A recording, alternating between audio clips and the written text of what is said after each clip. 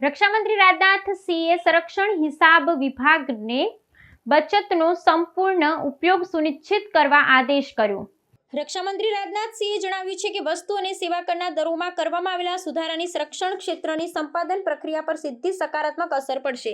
નવી દિલ્હી ખાતે સંરક્ષણ હિસાબ વિભાગના સ્થાપના દિવસ નિમિત્તે આયોજિત કાર્યક્રમને સંબોધતા તેમણે સ્પષ્ટ કર્યું કે જીએસટી દરોમાં ઘટાડો થવાથી બચતમાં વધારો થશે, જેના પરિણામે મહત્તમ ખરીદી શક્ય બનશે।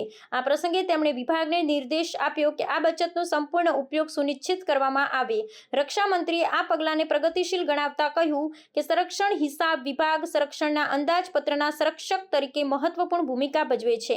તેમણે વિભાગને સંશોધન અને વિકાસને પ્રોત્સાહન આપવા માટે એક નવીન પ્રણાલી બનાવવામાં મદદરૂપ બનવા આહ્વાન કર્યું હતું। આ સાથે તેમણે નવી સંરક્ષણ પ્રાપ્તિ નિયમાવલી 2025 ડિફેન્સ પ્રોક્યોરમેન્ટ મેન્યુઅલનો પણ ઉલ્લેખ કર્યો, જેનો ઉદ્દેશ્ય મહેસૂલી ખરીદીને વેગ આપવાનો અને આત્મનિર્ભરતાને પ્રોત્સાહન આપવાનું છે। રાજનાથ સિંહે ભારપૂર્વક જણાવ્યું કે એક તરફ નાણાકીય નિયમોનું કડક પાલન કરવું આવશ્યક છે, તો બીજી તરફ સેનાની સજ્જતા પણ સુનિશ્ચિત કરવી જરૂરી છે। તેમણે કહ્યું, આ બંને જવાબદારીઓ વચ્ચે સંતુલન સ્થાપિત કરવું એ એક મજબૂત સંસ્થાની ઓળખ છે અને રાષ્ટ્રીય સુરક્ષા માટે અનિવાર્ય છે। તેમણે ઉમેર્યું હતું કે આ સુધારાઓ સરકારની આત્મનિર્ભર ભારત પહેલ હેઠળ દેશને આર્થિક રીતે સશક્ત બનાવવાની પ્રતિબદ્ધતાને દર્શાવે છે।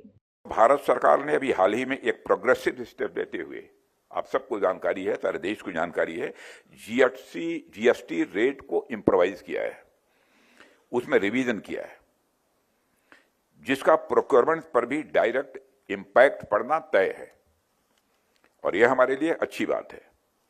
चीज़ों के रेट्स कम होने से अधिक प्रोक्योरमेंट संभव हो सकेगा और आप लोग सभी सर्विसेज और एक्विजिशन विंग के साथ मिलकर यह इंश्योर करिए कि इस रिफॉर्म के बाद जो भी एक्स्ट्रा राशि हमारे पास बचती है उसका अधिक से अधिक यूटिलाइजेशन आप लोग कर सकें।